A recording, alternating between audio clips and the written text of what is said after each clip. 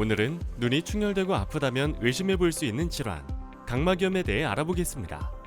각막염이 생기면 시력이 저하되고 눈이 아프거나 충혈, 눈부심, 이물감, 눈물 흘림, 눈물 증가 등의 증상이 나타날 수 있습니다. 이런 증상들이 있다면 빠르게 안과를 찾아 정확한 진단을 받아보는 것이 중요합니다. 각막염은 원인에 따라 감염성과 비감염성으로 나뉩니다. 감염성 각막염은 세균, 바이러스, 곰팡이 등 다양한 병원균에 의해 발생하는데요. 비감염성 각막염은 콘택트 렌즈 사용에 의한 장애, 외상, 자가 면역 질환, 약물 부작용 등에 의해 발생할 수 있습니다. 특히 콘택트 렌즈를 착용하는 경우에는 사용법을 올바르게 지키는 것이 중요합니다. 렌즈를 착용한 상태에서 출혈이나 통증 같은 이상 증상이 나타나면 즉시 렌즈 사용을 중단하고 안과를 방문해야 합니다. 드물게는 자가 면역성 질환과 동반되어 나타나기도 하고 눈이 잘 감기지 않아서 각막이 노출되어 생기거나 약제의 잘못된 사용으로 인해 발생하기도 합니다. 또한 각막 신경이 손상되었을 경우에도 각막염이 생길 수 있으며 안구 건조증이 심할 경우 안구 표면 상태가 좋지 않을 가능성이 높아 각막염 발생 가능성이 높아집니다.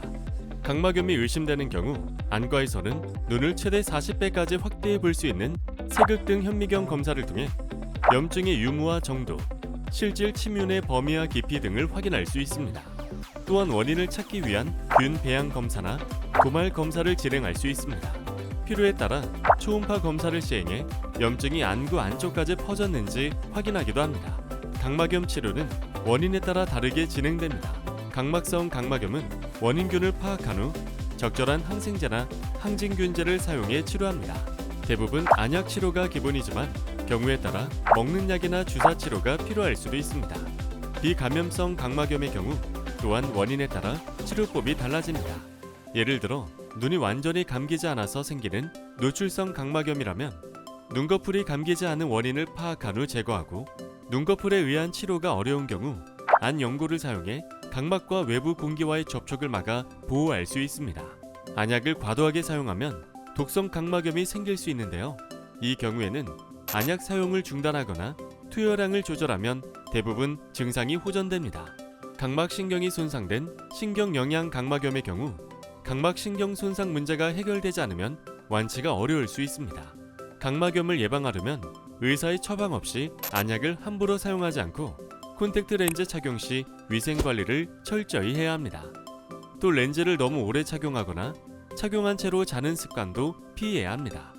만약 눈이 충혈되거나 아프고 시력이 떨어지는 느낌이 든다면 방치하지 말고 바로 안과를 방문해 검진을 받아야 합니다. 각막염은 초기에 치료하면 비교적 쉽게 회복될 수 있습니다.